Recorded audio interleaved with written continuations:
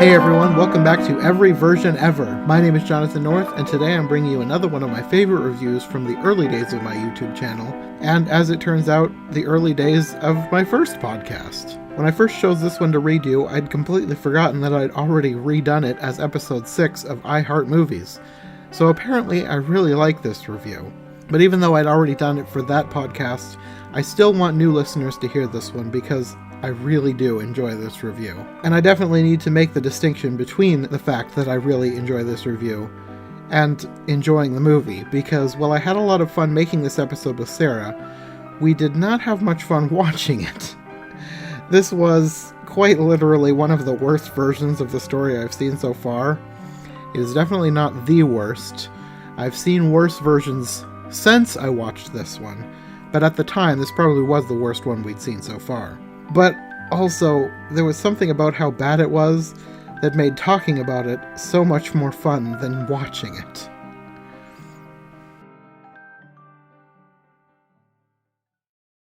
Today we're talking about the 1931 version of Alice in Wonderland. Actually, the first version with sound. The other versions before this all were silent. This was not the first big major Hollywood feature though. This was just the first one with sound, and it really shows because I think we're in agreement that this is our least favorite of all the ones we've watched. I still say they could have done this so much They could have done it better, yes.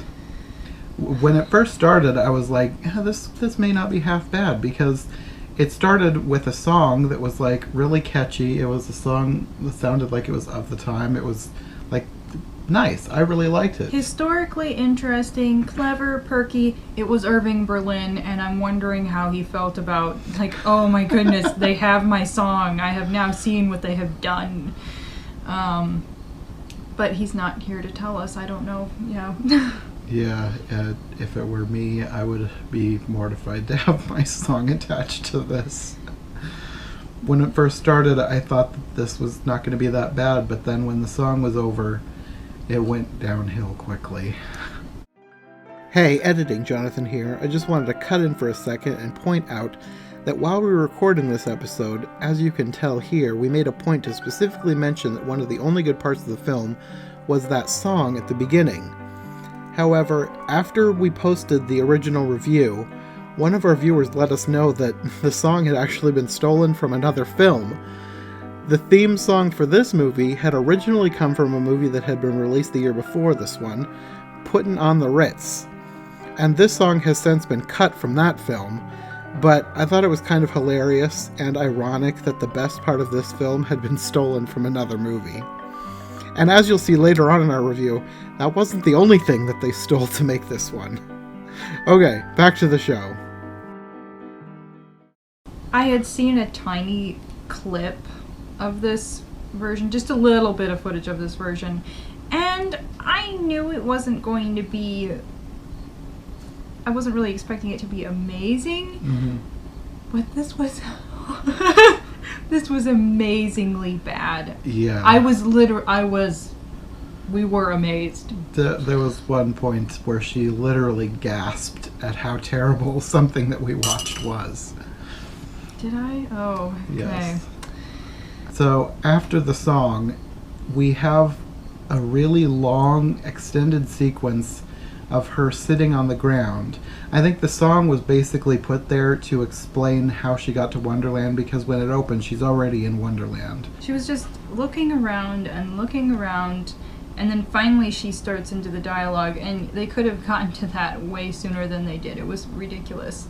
And then once she does start, she started to give me the impression that she had been nipping at the bathtub gin. Too much. A lot of people in this film had a very odd way of talking, and I'm wondering if nobody learned their lines, because most people looked like they were looking off camera, perhaps reading cue cards. Not all of them, but Alice, Alice especially. She was the worst one. It was really pronounced, because she's trying to be really perky and animated, and yet staring off into the distance, yeah, okay, it was just really odd.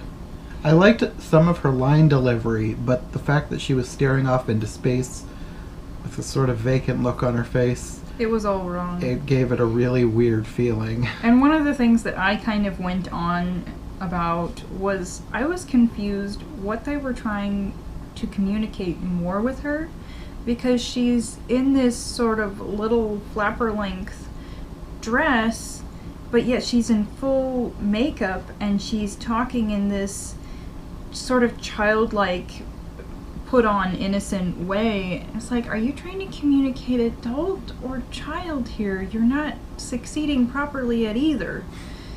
I kind of figured it was supposed to be somewhere in between. And one of the things I found really interesting is, like, in this era of all the curls, they had her in really long, straight, blonde hair. Not bobbed at all. And I don't know if it was a wig or what.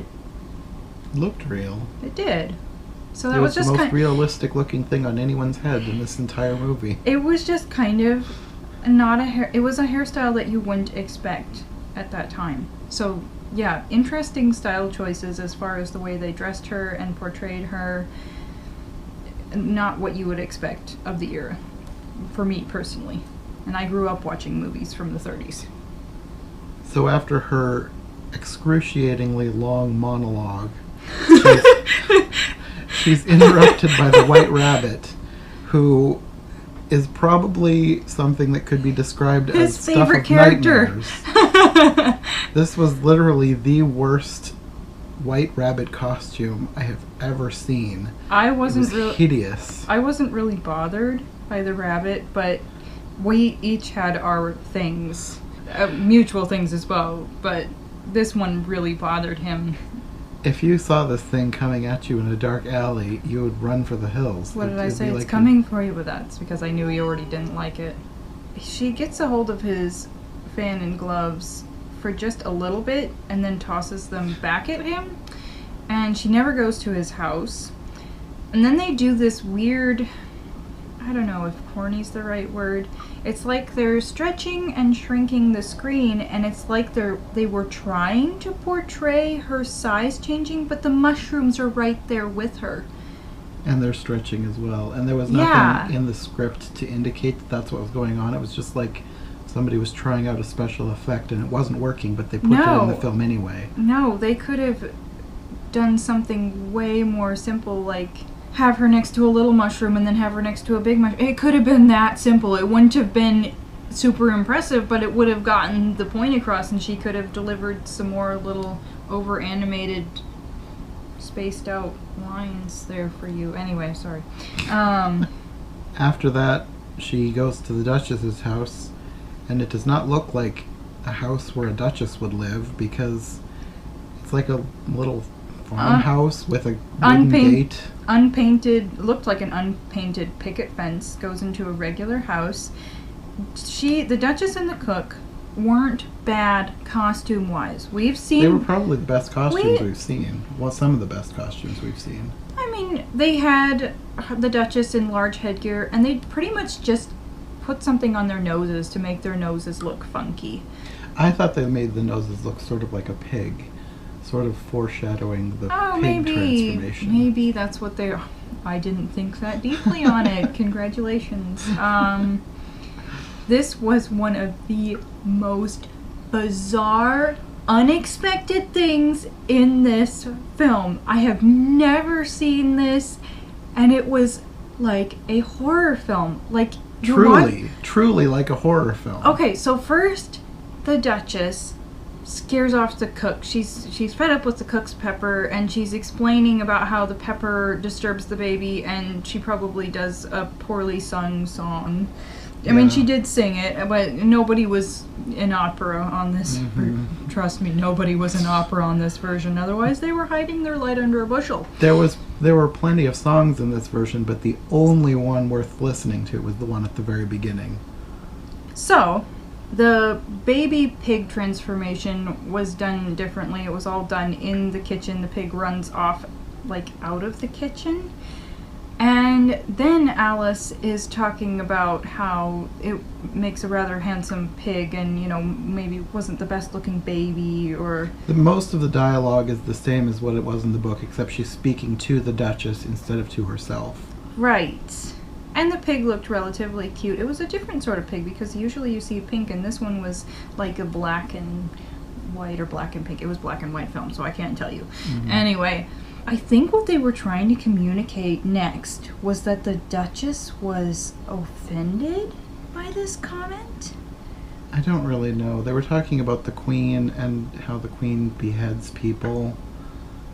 There was a lot of dialogue that was added in that was not in the book. That was rather confusing. Somebody was having way too much creative license here. So, this was the bizarre part. The Duchess gets up, goes over into another area of the kitchen, picks up an axe, and very slowly, emphasis, comes towards Alice with the axe, but they don't show it from a side angle. It's like she's coming at you with an axe. And then they switch over to Alice's face, and her hand is like on her throat, and she lets out a blood-curdling scream, and the Duchess chases her out of the house and is talking about, I think, how the Queen will behead her. But it was so bizarre. And then later on, Alice is acting like she's on the Duchess's side and like nothing has happened, even though she's acting like a maniac killer towards her earlier in the film. Consistency? I think not.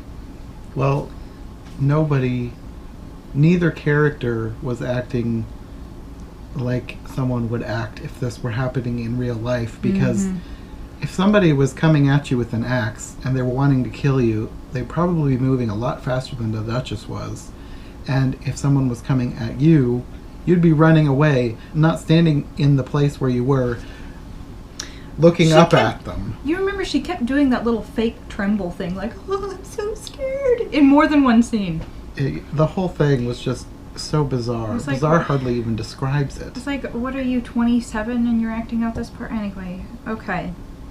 And I don't care if it's Wonderland. There is a line, people. You can be weird in Wonderland, but this is not okay. This is not the kind of weird that you would expect from Wonderland. It's supposed to be fun weird. Yeah. Not psychotic killer, death, weird. Alice leaves the house right after that, and then she's acting like nothing even happened. And she comes upon the Cheshire Cat. It's the Djinn. The Cheshire Cat was not in the kitchen scene at all. No, but he talked like he was, because he asked her what became of the baby. Like he knew what was going on. It was like they used dialogue from the book that didn't make any sense because this did not happen outside like it did in the book. They were quite true to the book in this scene, but it was painful. And yes. I don't mean literally painful, just that emotional pain. This guy was such an overactor, like trying to be a cat, like meowing every word. He just kept terrible. He kept making cat noises in between his lines and fake laughing, and I mean the costume wasn't great, but if he had been good, it would have been okay. If he had just been sitting there calmly and just a little bit of silly, because the Cheshire Cat isn't over the top. No, he's supposed to be kind of understated crazy. But this one, I think I said I never expected a Cheshire Cat that would make me think that the 1915 version was good. Because compared to this one, the horrible cat from the 1915 version, I thought was great. Was that the dismembered head one? Yes. Yeah, much easier to watch the dismembered head one. And that scene took too long, too. Okay, so we're getting to the end of the Cheshire Cat, and they have this little inset of his face, it's supposed to communicate the fade out thing. I'm thinking the 1903 version had this technology, and they didn't do that much of it. They just took too long on his lines, and then had, oh my goodness, it was so bad. So I don't know if they were inspired by the 1903 version to do that. I feel like whoever made this film might have seen and or watched footage of the other versions and sort of cherry-picked ideas out of them. But I can't say. I was just, since we've watched all the ones before this, I was picking up on stuff. So after the Cheshire Cat scene is over, she goes on to the Mad Tea Party. Jonathan may have been even more disturbed by the March hare than the White Rabbit. The March hare was hideous. The nose. He didn't really bother me. I was more bothered by the Dormouse and especially by the Mad Hatter, who, if we had to vote for worst character in this film, he might just take first. He was maybe in his 50s? I'd say older than 50s. 60s? At least 60s, yes. Retirement age. And he could have given this part a little bit of dignity. But he did not. No. The way he acted it out was incredibly obnoxious when he sang his song.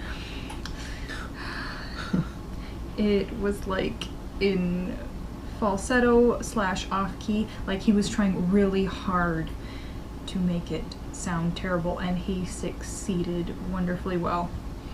Most of the time when you think of the Mad Tea Party, you think of crazy in a fun way. Yeah. Like eccentric.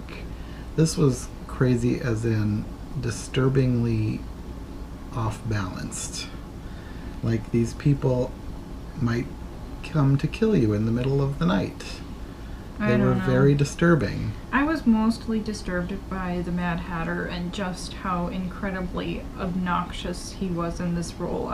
You were just ready for the scene to end and not to see him again. I was not ready to see him again in the court scene, and that's another story in itself.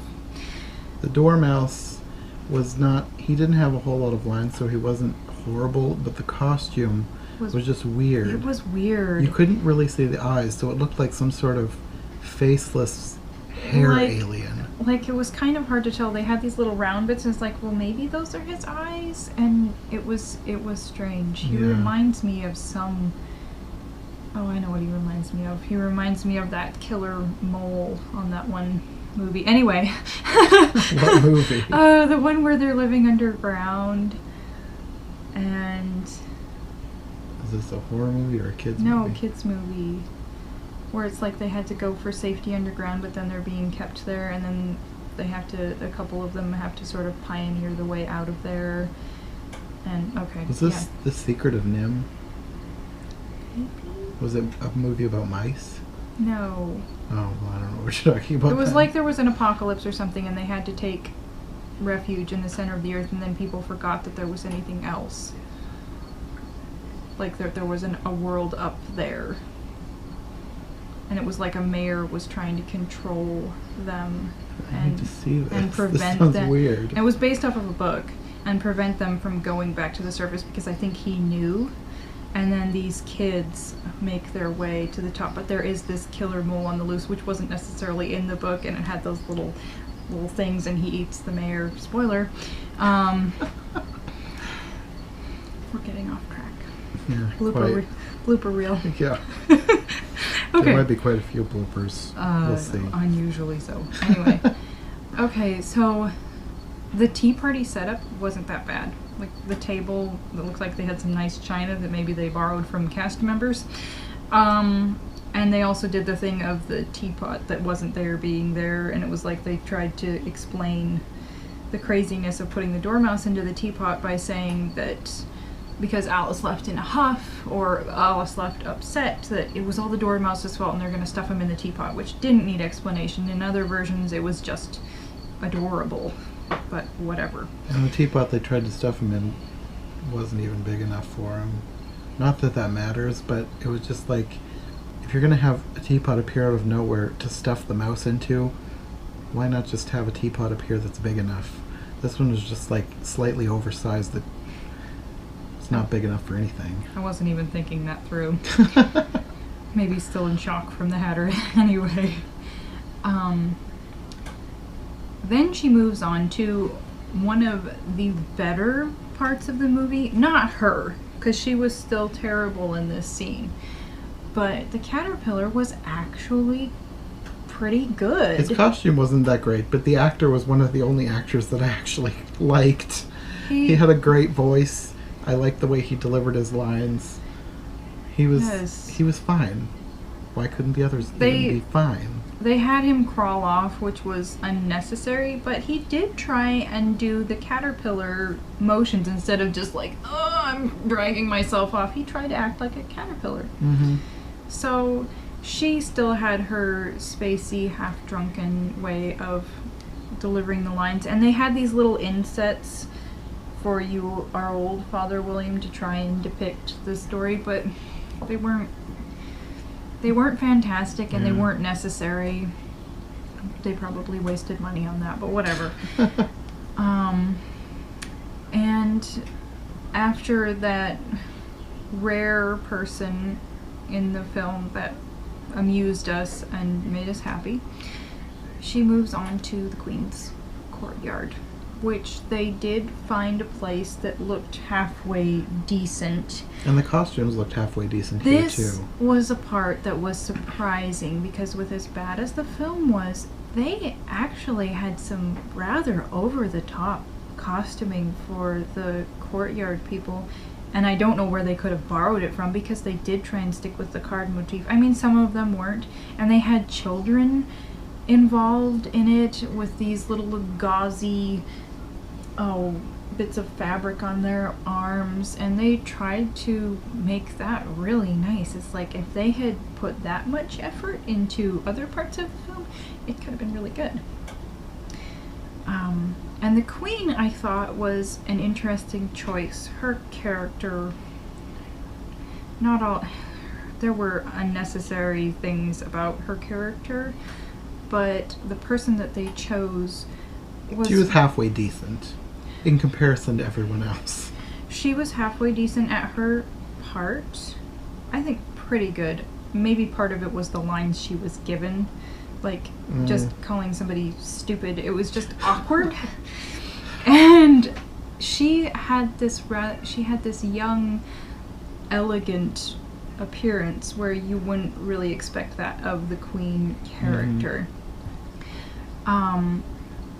And then, of course, the Duchess comes back on the scene, and Alice saves her from the Queen, which is like... It was really bizarre, because the Duchess had just threatened her life with an axe less than a half hour before this, and suddenly, for some strange reason, she's on the Duchess's side trying to save her from being beheaded, and then they're like besties. They walk off together. And there was made-up dialogue in this as well. It was just, it made so little sense. And they wander off to the Gryphon, which according to them was apparently the way to pronounce that. Like everybody pronounced it as Gryphon. It's a griffin. I don't know where they got the pronunciation of Gryphon from. One of the things I expected from this film that you see on Wikipedia is that they struggled with the British accents. That is totally marginal compared to other things. Yeah, that's the least problem of this film. It didn't even occur to me that they were struggling with accents. Most of them sounded American anyways, I thought. They sounded fine. That was not the problem. And even if they had had terrible accents, you think about Mary Poppins, did a bad accent in there wreck the movie? No, it's a classic. There was, marginal. Okay, so Alice wanders off with the Griffin, thank you very much, to hear the Mock Turtle story. And the Griffin, I think the costume wasn't amazing, but it wasn't terrible. And the Griffin character, not that the singing voice was amazing, but it wasn't in comparison. I suppose, in comparison, it was bad. It sounded almost like a kid in there. I thought it might maybe a young boy, young teens maybe. So the Griffin, comparatively, was okay. The Mock Turtle was one of the worst characters. Painful to listen to him. He was so fake. The shell part of his costume was okay, but the paint on his face made him look like a rock, and his voice was grating. The costuming, while kind of weird, wouldn't have been that bad in comparison to the fake crying and just the way he delivered his part. The fake crying was so awful. And wasn't he another one of those that looked like he was looking off to read his lines, maybe? Yes, most of the people looked like they were looking off screen. This was the part that made my jaw drop. She literally gasped, and I was like, oh my word. I was in shock, but that's my 21st century brain. So the Griffin starts singing sort of the Lobster Quadrille song. This is the part with the Lobster Quadrille, and they literally stole the scene from the 1915 version for this, and with the walruses dancing with the lobsters, and put it as an inset. And I don't know if I was... It was just shocking. I don't know how insulted I was by that, but it's kind of like, I know that movie! You ripped off that movie! And this is not like we're not even that attached to the 1915 version, because it was not that great. But this was only 16 years later, and they took somebody else's content and shoved it into their terrible version. And it was one of the better parts of the 1915 That's probably what's version. The most upsetting about it, was because it was one of the best parts of the 1915 version. And like I said, they just straight up stole it. And I'm not even sure how upset I am. I was just shocked, because it shows you, I think, what might have been more acceptable at that time, whereas now people are... Copyright law has been changed so much that this would never fly today. And I think sometimes things can be so extreme, like so extremely careful to the point of, like, we know what this product is, why can't you just say it out loud? But back then, apparently it was much different. So yeah, I was probably overly shocked, but we both were, but she was more audibly shocked. And then, once they got past that very interesting part, they end up singing together, and I'm not even sure if they had all the lyrics right, like in unison, or whether there was like a little fake accent difference that was throwing me off. I don't know. And they did a terrible job. And shortly after that, this seemed like it was inspired by the 1915 version as well, because you have this prolonged calling to the trial of tarts by the rabbit, and he comes there and gets Alice. So they go to the trial, and it was long drawn out with plenty of things thrown in that weren't in the story. The Mad Hatter especially. This was shocking, might be too strong of a word, but it was, I think he was shocked. I was shocked. The Mad Hatter, it was like, well... Okay, he comes in and he does the thing of biting his teacup, which it took me a minute to realize what had happened, because he looks like he's throwing up in the courtroom. And then it's being discovered that he, I think, it's like the queen was onto him, that he was this terrible singer. And then the punishment is supposed to fit the crime, so didn't she want him to like dance and sing? And he was saying that he couldn't do that because of his warped time thing. Like it's always tea time. And then it was almost like he was trying to carry out his sentence, and so he did this sort of crazed, pained dance. And Alice is like sobbing in the background. Yes. And it's just so bizarre. Then he falls down, and I'm like, is he dead? He was dead. He was dead. They put him in a burlap sack and propped him up against the wall and moved on with the trial. I think that they just like covered him with this raggedy looking sack thing, and it was like they put him outside or something and just left the body there. And Alice recovered very quickly from this horrific experience, as usual. Because bizarrely quickly. Yep. Which is not anything unusual for her character, because she got over so many things so quickly. They also had a scene where it was like the dormouse had been taken away, and then the dormouse was back in the jury. So There was no continuity in this movie because at one point the Mock Turtle and the Griffin were in the courtyard scene earlier, and then they were asleep on the beach. So there was no continuity paid attention to. the cook managed to get away without dying. Good for her. And Jonathan noticed when the rabbit kept blowing his horn, it was like he was making the noises with his mouth. It looked so wrong. The other guys blowing horns. The other one, it was the other people blowing the horns. They just put a sound of a horn being blown. It was fine. Sure. Oh, the poem. They read the poem, but the poem took forever. It was just like every verse was read and analyzed, and stuff was put in that didn't need to be put in, and they were like trying to figure out this. There's a reference in the poem to she, so they assumed that since they have it in their heads that the Jack, or the Knave of Hearts, is the one who stole the tarts, he must have stolen them for a girl.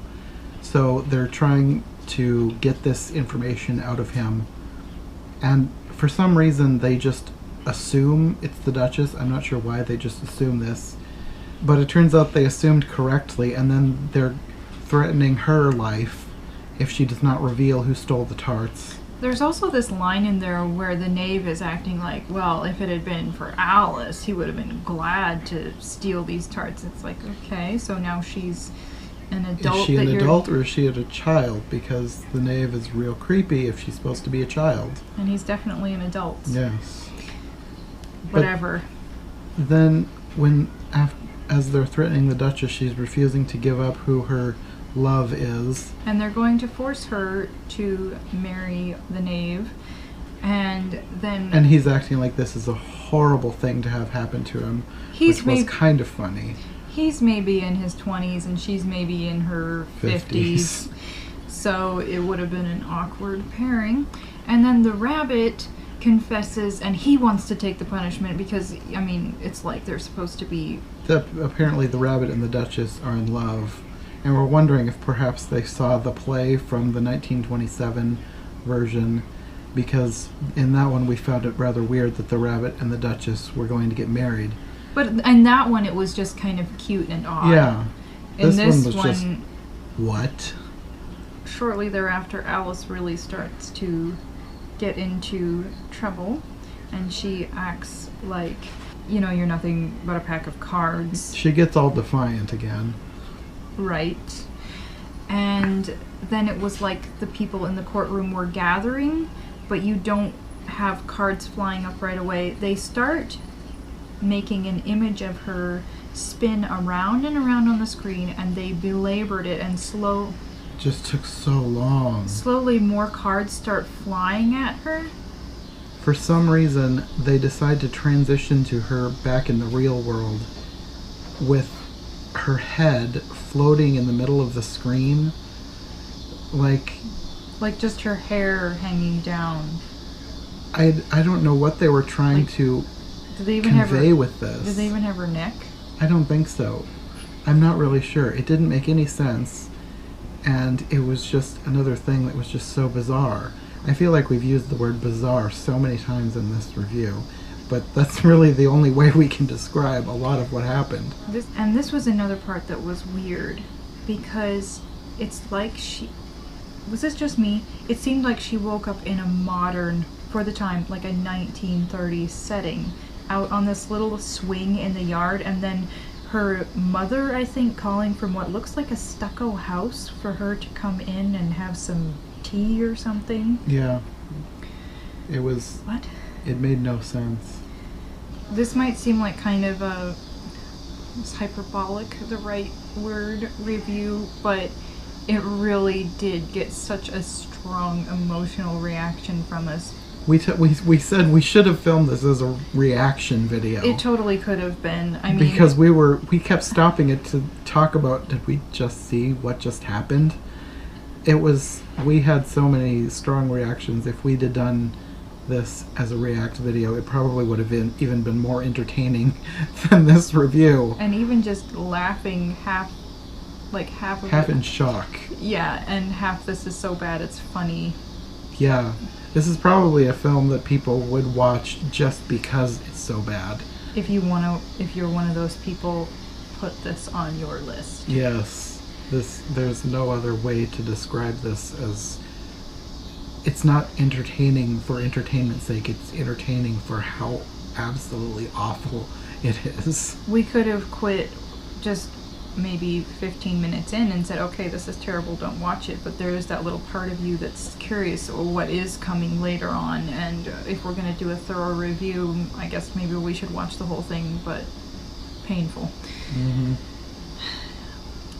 On a different note, I kept looking at her clothes. Like, oh, is that a floral print, or what's going on with her? Trying to figure out what her apron was. And I don't know how much this is going to get edited out. She had a really different apron in that it was like a half apron with long straps and then these little ruffled caps on it. I don't think I've ever seen an apron style like that. It's not essential, but it's really, that was another interesting style choice. And if that gets cut out, I will try and be understanding, because there's a lot that you're going to be trying to put into this. So, if Jonathan were to rate this movie, he would give it a half star, right? Well, when I first started watching it, I was thinking it was probably going to be like 2.5, because the music was fine, but it dropped from there. Like halfway through, I was thinking this is probably going to be more like 1.5 stars, and then in the courtroom scene, I was thinking this is going to be 1 star. And then the Mad Hatter literally died on screen. I was like, this is going to be a half a star. I think maybe it's just like the tiniest tip of 1 star point, but that's not a thing. Yeah, it was... It's just... Don't do it. Just don't do it. This movie was bizarre, and we don't recommend watching it unless you like watching really awful movies. Not even to examine the period, because there are other films that would be better to examine the period. You know, if you're interested in what Irving Berlin did to communicate the story, you could maybe watch the first minute or whatever that was, but turn away. That was dramatic, wasn't it? Turn back. Thanks for listening to this episode of Every Version Ever. Like I said in episode 1, while I'm getting the show off the ground, I'll be returning to episodes from the past, such as in this episode, and next time we're going to be going even further back, looking at the 1949 version, which is one of the earliest ones that Sarah and I reviewed, aside from the silent films. In contrast to the movie we talked about in this episode, the 1949 film was actually quite good, which in a way is a shame since it's one of the rarer ones out there, and for some of these better ones that are really old, I would really like to see some more care taken in their preservation, because it was not preserved well. But it's still good, and we had fun talking about it. If you have any other versions you'd like us to look at, or any other ideas for novels we should cover in the future, let us know on Twitter or YouTube, and we'll definitely take any suggestions. Anyway, thanks for listening, and we'll see you next time on Every Version Ever.